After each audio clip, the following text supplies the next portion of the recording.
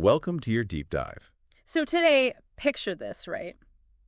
A drone flying near the Israeli prime minister's home. Mm-hmm. And this isn't some, action movie. This is real life. Right. A drone actually got that close. Yeah. So that's what we're diving into today. How does something like this even happen?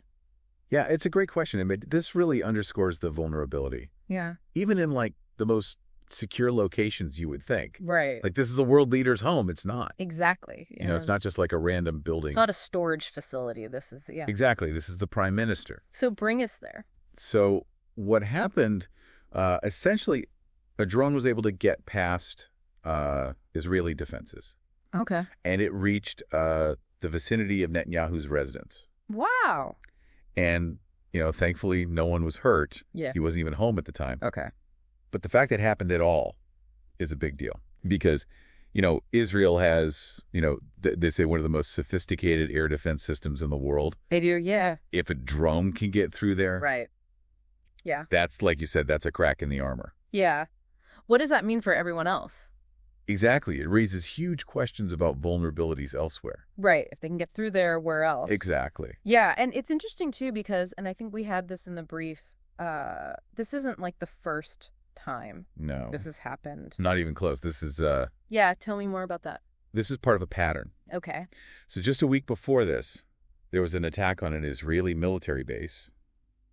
Hezbollah took credit for that. Okay. And tragically, 4 people were killed in that. Wow. And then even before that, back in July, there was a drone strike Mm-hmm. that this one was from the Houthis in Yemen. Okay. They hit an apartment building in Tel Aviv. Wow. So this is not an isolated incident at all. It's a trend, it feels like. It feels like a pattern. Yeah. So help us understand, what makes these things so hard to stop? I mean, on the one hand, you would think smaller, slower, right? Right. Than a fighter jet or a missile, easier. Right. You would think so. You would think. Right. Logically, yeah, it would be a lot easier. Right. What's going on? It's actually part of the challenge. So traditional air defense systems, Yeah. they're designed to find things that are bigger, faster, hotter. Right. They're looking for a missile signature. Exactly. Exactly. Or a plane or something. Yeah, they're looking for something big, loud, and fast. Right. And drones, they are not any of those things. Right. They fly low, they fly slow, they have a very small radar signature, they have a very small heat signature. So how are you even supposed to find them? It's incredibly difficult. It's almost like trying to spot a fly against a cloudy sky. Wow, that's a really good way to put it, yeah. And you couple that with the fact that they are significantly cheaper Right. to acquire and operate than traditional weaponry. It makes them, unfortunately, a very attractive option Yeah. for groups like Hezbollah or the Houthis. So this is a global problem then. This isn't just Israel. It's not just an Israel problem at all. This is a problem that any country is going to have to face.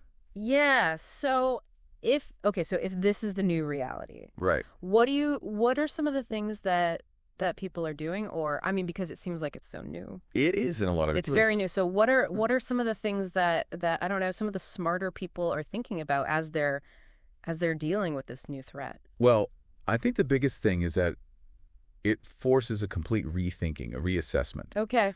of defense strategy. So how do you build a system Yeah. that can counter these smaller, more agile threats? Right. And frankly, that's a huge technical challenge Right.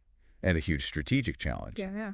It's not just about building the technology. It's about thinking of how to use it. Right. It's a whole different way of looking at things, it sounds like. It really is. Yeah. And it's something that, any nation facing these types of threats, what we would call asymmetric warfare, Okay. they're all struggling with this. Yeah.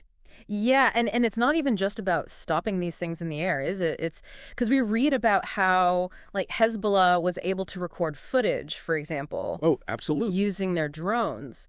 So it's more than just the damage they can do, right? It's a great point because, this gets into that idea of psychological warfare. Yeah.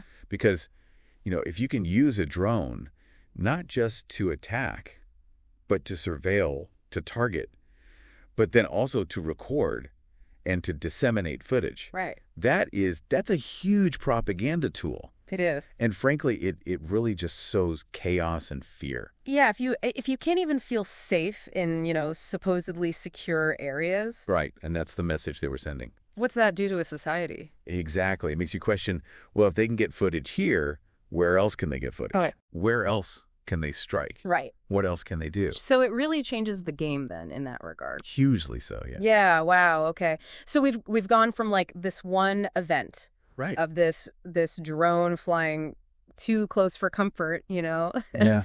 to the Israeli prime minister's home, to now, like, we're talking about like the changing face of warfare here. This is really something else. It is. And, and it really raises that question of, like, in a world where these drones are only becoming more common, Right. more sophisticated, Right. more readily available, Yeah. how do we even begin to prepare Right. for that future? Yeah. It's a question, but it's one we need to be asking. Absolutely. Yeah. Wow. Well, that's certainly gives us a lot to think about. Thanks for walking us through all this. That was super insightful. Of course. Always happy to do it. I think we all learned a lot. And for everyone listening, we'll make sure to include links to more information about all of this drone technology and really, what it means for the future of conflict, warfare, all that in the show notes. Yeah, that's a great idea. Hopefully people look into it more because, like we were saying, this is something that deserves a lot of attention. It really does. Yeah.